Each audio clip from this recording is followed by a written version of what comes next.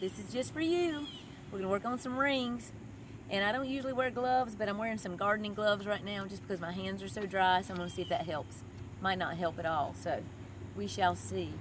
But anyways, if you have rings at your gym that you can just jump up and hang from, right? You can practice things like, I call it rock and roll. It's just practicing that momentum to swing back and forth. That's one thing that I do in my exercises that'll help people get ready for the momentum to go from one ring to another ring.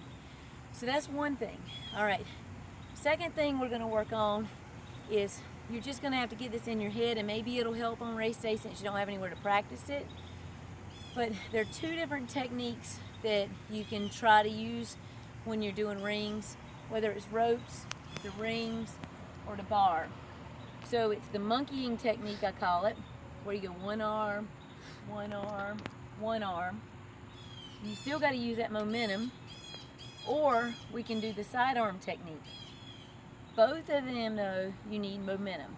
So that's what we want to look at first, is the momentum. So make sure you can get me here. So let's pretend this is the start.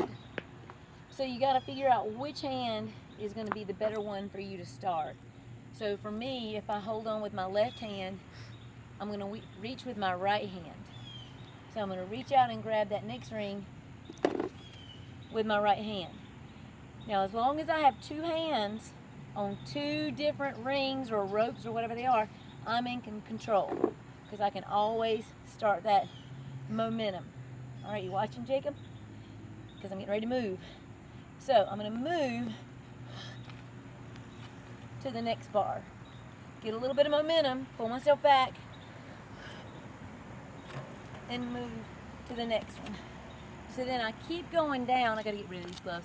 I keep going down from one ring to the other, but what I don't want to do is leave two hands on one ring for any period of time. Okay? So this is the no-no. This is where everybody gets stuck. So watch this part. So this is what people do, and I've done it myself because I know. So I'm learning better, hopefully. I haven't.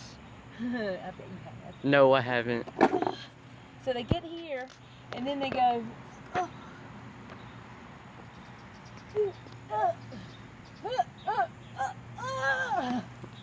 And they can't get momentum and get to the next ring. So how you avoid that is making sure that when both hands are on one ring, it's only on there for a second. What are you doing, Jacob? Nothing. What are you doing? I'm going to kill you. Belinda, my son is recording this, and I don't know what he's doing. Okay, press pause. Oh. I'm going to have to beat him. No, don't. You might not see me next week because there might be a murder and I'll be in jail. That's bad. Okay, so this is how we're going to avoid that. You wouldn't beat your favorite son anyways. My oldest son. That's Favorite right. son? My oldest son. Yeah, you know I'm your favorite. Okay, I got to hurry up. I can't do this. Okay, come on, go. So, now, this is how we avoid this. Jump and grab. So, I've got to make sure, again, watch the transfer, how quickly I change hands. So, I'm going to pull back, get some momentum, reach, and as soon as I'm over there, I get this one. I can take a break if I need to. And then I get some momentum, reach. There. Here I am. Ready to go again. 1, 2, 3, let go, reach, grab. And then I just keep doing that. There, until I'm all the way to the end. And whether it's the rings, the ropes, we got balls, we got bars, it's the same thing. As long as you've got two hands on two different things, you can get in control. So, we're gonna press stop on that one. So now I'm gonna try the monkeying technique, which I usually don't have any problems with, but I've got some shoulder problems right now. So I'm gonna try, and again, dry hands kind of suck, but we're gonna try and see what happens. But it's the same thing. I've still gotta get that momentum, and I don't want two hands to be on one ring for very long, at all. Actually, this one won't be on there at all. So let's see how that goes. So again, I'm gonna start with my left hand on the first one because my fine motor skills with the right one are a little bit better. So that's what I'm going to reach for the first time. So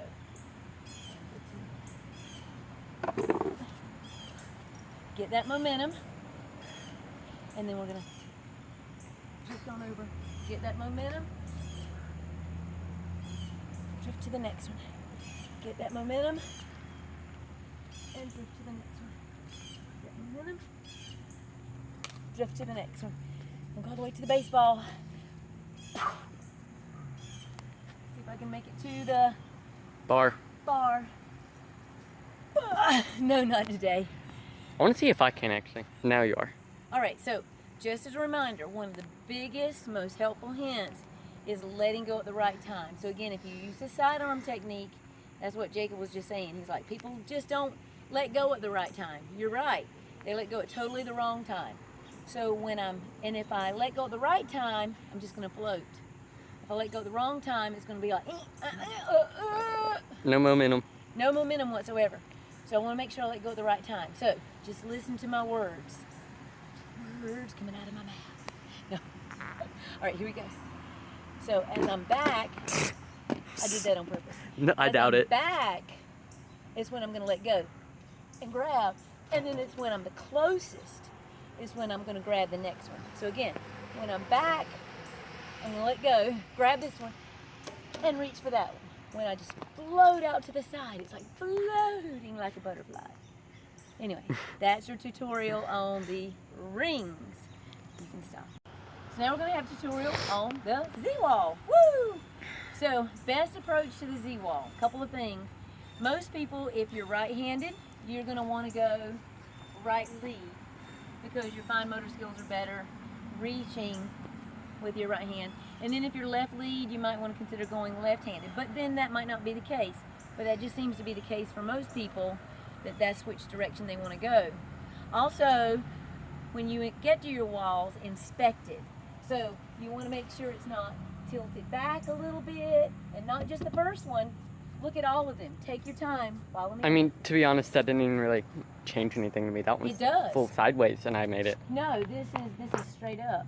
So What do you mean? sometimes when you get there, they're tilted back a little bit, or they might be tilted forward. Oh. Are you filming me, or are you filming the ground? Filming you. So anyways, so you want to make sure it's not tilted. You also want to look around the corners and pick a good wall. Make sure that you can reach the handholds. Make sure they're not too far apart. Make sure they're not too high up.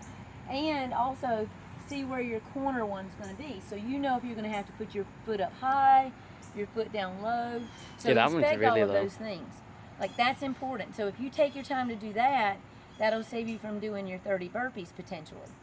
Also, taking your time. Like, really taking your time and be methodical about it. So, we're going to try this, okay?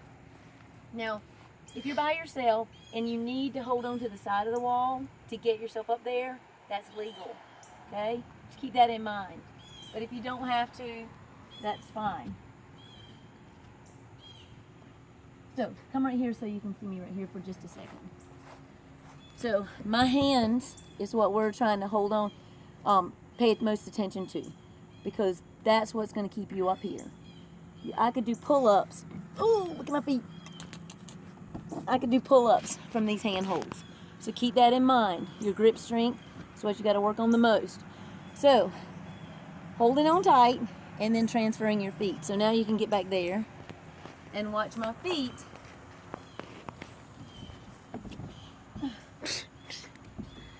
Trying to get that foot. Woo! Whoa There there. you go again. Let's try again. No, you gotta do 30 burpees, Mom. I know. Do them. I gotta do it again. I did 300 last night. I'm not doing 30 today. Let's try again. So, and hop my feet over. Round two.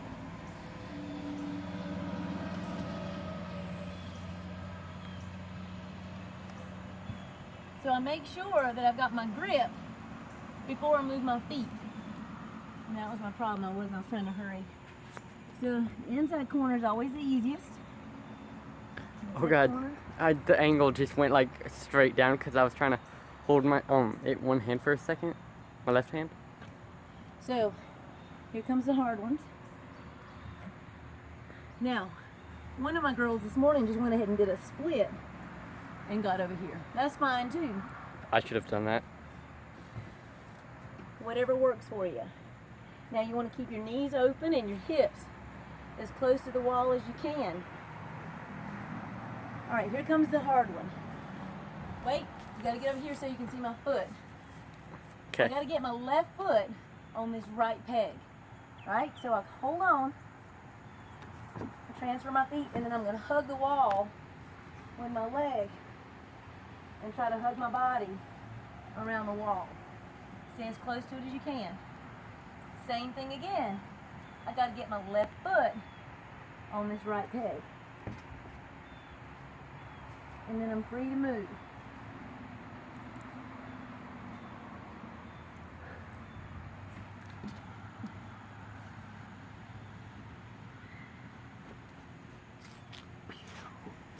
Pew? Why did you say pew? That's our pretend cowbell. Why not get an actual cowbell? I need one, don't I? Yeah.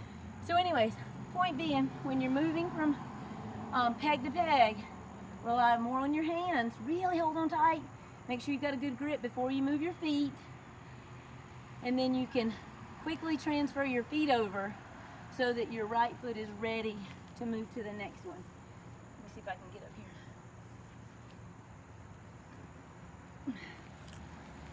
Show that much again. So, just that. So I've got my hand set.